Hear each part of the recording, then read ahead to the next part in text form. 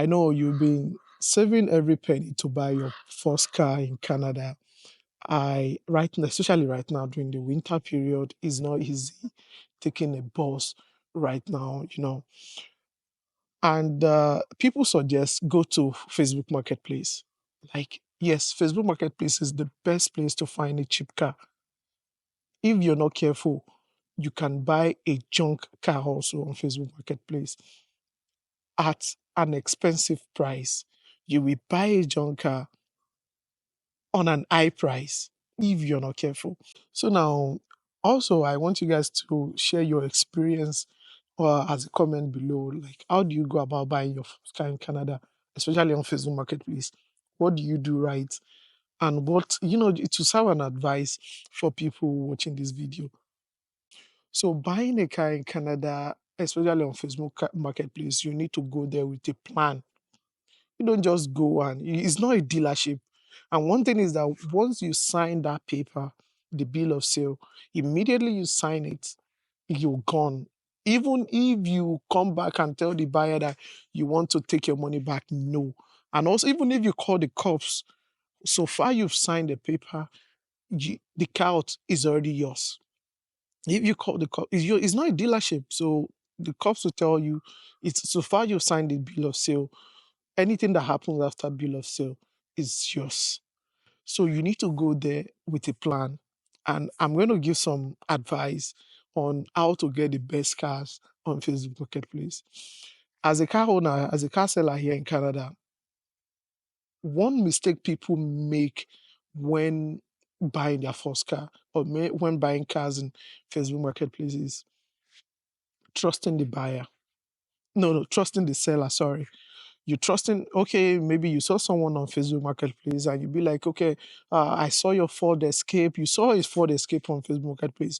Then you went there, you saw the car, nice shape, no accident, everything looks good, and you love the car.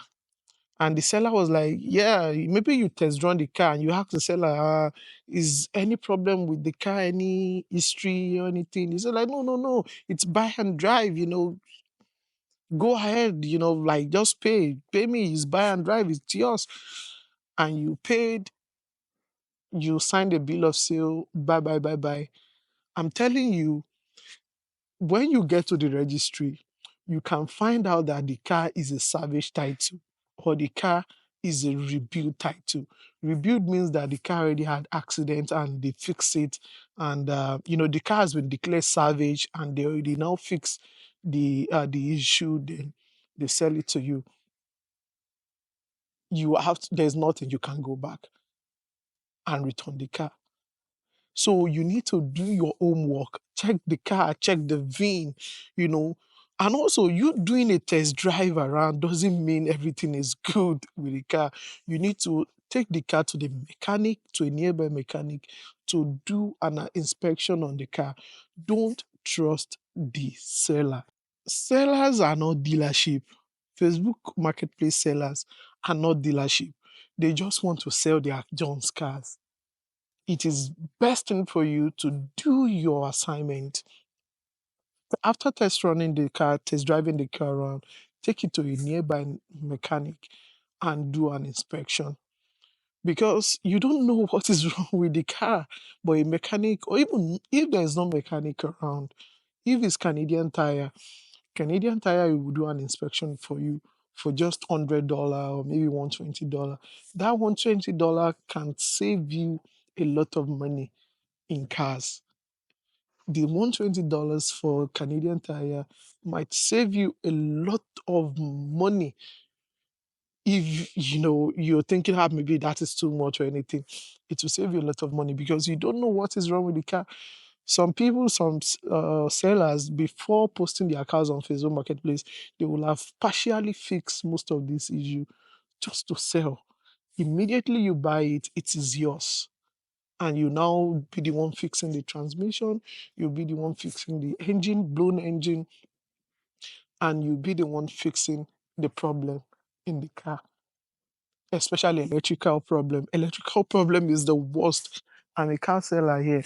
Electrical problem is the worst when it comes to cars because number one is that workmanship is expensive, and that is it. Now, number two is that understand that Canada is, if maybe you're in Nigeria or maybe you're an immigrant, Indian, I don't, any country you're from, try to understand is that try to understand that workmanship in Canada is expensive. To buy car parts, car maintenance in general is expensive here in this country. When buying a car, know the kind of a car that you will buy. Check your surroundings. Like for example, here in where I am here, people use Ford. So it makes Ford parts cheap because you can see them, you can find them in scrapyard nearby. So if anything is wrong with my car now, I can just check the scrapyard. I will definitely see a Ford part, then fix. So if now in my environment, there are a lot of people are using Ford. If I went and like maybe like I later buy, or for example, I bought a BMW or a Benz, you will know that the expensive will be because I can't find, I would never see a Benz part in my scrapyard nearby. I'll have to buy the original parts. I'll have to go to their website or to their dealership to fix it and everything. So check the car that is being used in your environment. Go buy the same car. If your environment, if around you there's a Toyota dealership and a lot of people are using Toyota, buy a Toyota. You can never go wrong with a Toyota. If it's Ford that is being commonly used in your environment, buy a Ford. If there's a Ford dealership around you and there are a lot of people around everywhere, you're saying Ford, Ford, Ford. If it's Mazda, anyone that is commonly used around you, go for it because it will be to get the part will be very easy. And also the mechanic also to fix that car for you will be very easy. You will see a cheap mechanic, a mechanic, a garage or this garage mechanic that can fix the car for you because it's the most common cars around. So there will be a mechanic to fix the car around. Don't buy a German car if your community people around you are using an American car. You want to be different, you want to be separate, then you buy the mechanic. You will be, it will cost you a lot of money. That is just it. Especially if their dealership is not nearby, it will cost you a lot of money. For example, now I know someone that is using a Subaru. And now Subaru dealership is in Edmonton. So if anything is wrong with that car, you have to drive to Edmonton to fix that car, which is about 5 hours drive. If something is wrong with that car, like anything that it required maintenance or anything, any mechanical trouble, he will have to go drive 5 or 6 hours drive to the nearby dealership to fix the car. So instead, and whereby there are so many other dealership nearby, but he just be like, let me go and use Subaru. Then we have to go drive. So those are the disadvantage. If there is a dealership around you, buy that car that people are using in your environment. It will save you a lot. And another thing is, if you know that you're a first-time car owner in Canada, buy SUV. You can never go wrong with SUV. SUV will save you during the winter, especially if it's all-wheel drive. It will save you during the winter, especially and also SUV. You can go on any terrain, even during the storm, any time, anywhere. You can drive instead of using sedan. Buy an SUV. SUV is the best. So your second car, you can decide to go buy any other cars.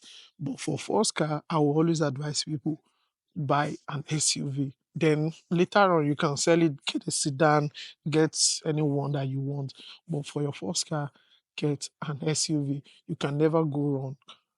So that is it. And what else can I say is that don't trust anybody. I'm going to say, like, it's the same thing like trusting the buyer. See, don't, even if that person is a Muslim, like all these Arab, anything, I don't trust them. See, I'm not trying to be discriminating or anything. I'm a Muslim also. These people sell John's cars. All these Arab or anything, they sell John's cars. As an immigrant here in Canada, we only sell our cars for two reasons. The first reason is that maybe you just want to sell, like you want to buy a new car, or maybe you're moving, or maybe you're just tired of the car, you want to sell. The second reason is you something is wrong with that car and you're tired of fixing it and you want to sell. That is it. I've if you're buying from a white man, a white person, most of your cars are well maintained. Not every person though. Some they drive their car off and all that, but most of their car were always well maintained. They take it to the dealership, they give the car the best maintenance and everything. But most immigrant or most people from some certain part of their cars are not well maintained. And when they want to sell their cars, they if they post a car on Facebook Marketplace, note that something is wrong with that car. So if maybe he's a Muslim or maybe anything, doing the job or everything, don't trust the person saying ha Allah Akbar, Allah. No, no. Don't trust the person. Don't see. I'm not trying to be. I'm a Muslim myself. I'm not trying to be against anybody. If nothing is wrong with that car, they will sell it to their neighbors, their friend, or anything. For them to post it on Facebook Marketplace, note that something is wrong with that car, and they don't want to sell it in their community. They want someone else to sell, you know, to pick, to buy the car. Someone outside. That is why they are posting it. Don't trust the buyer, the sellers, especially if don't just trust, even if it's a Muslim, a Catholic, a Christian, anything. Don't trust anybody with a job, with anything. They will sell you a junk car. See, they will sell you a junk car. So this will be the end of my video. If you have any comments, if you have anything, go ahead and drop it as a comment below. And also, if you have maybe share your experience to me, like your experience buying cars on Facebook Marketplace and how you go about it. So yeah, this will be the end of my video. My name is Taiwan. I'll see you on the next talk. Take care. Bye bye. Come on, I'm cold.